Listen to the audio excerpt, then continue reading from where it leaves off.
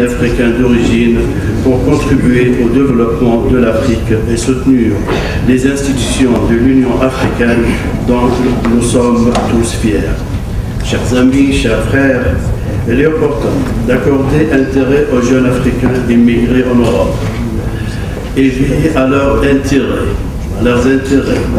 et les encourager à exercer des activités de création, d'innovation et de savoir-faire, car il est de leur droit qu'il ait un rôle, une place qui la convienne. Il est également opportun de porter l'intérêt à la femme africaine immigrée et garantir des sources sûres de vie dans les pays d'accueil et mettre en place des programmes éducatifs réactivés, modernes pour leurs enfants et les former à adopter leur double appartenance, pays d'origine et pays d'accueil.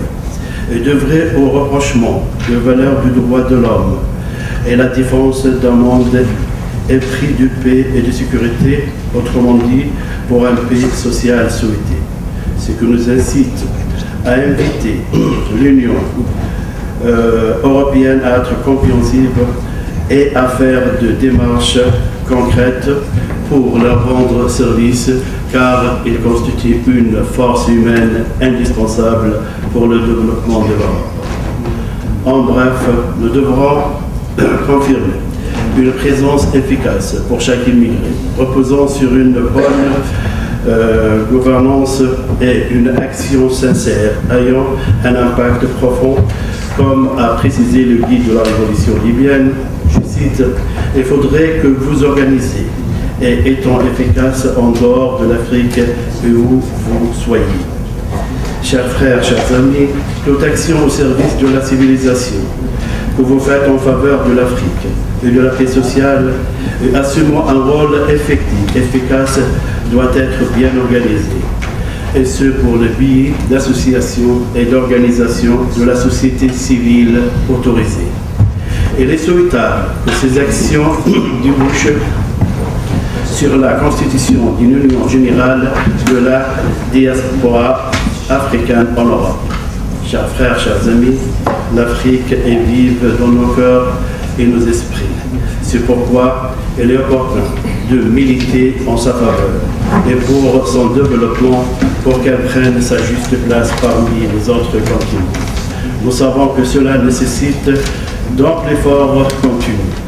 Ainsi, chacun parmi nous est devant la tâche d'allumer une bougie dont la multiplicité est laborieuse et pragmatique.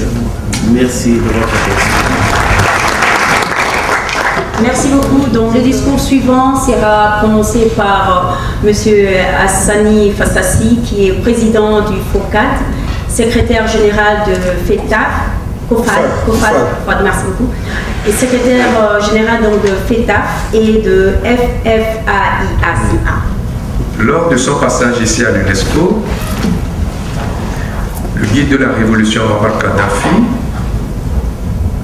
a émis tout particulièrement deux messages. Le message qui nous réunit ici est très simple.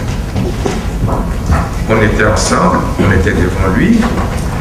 Il a dit textuellement, « Il est de mon droit d'œuvrer pour que vous les Africains qui viviez en Europe ou en Amérique, en tout cas hors du continent africain,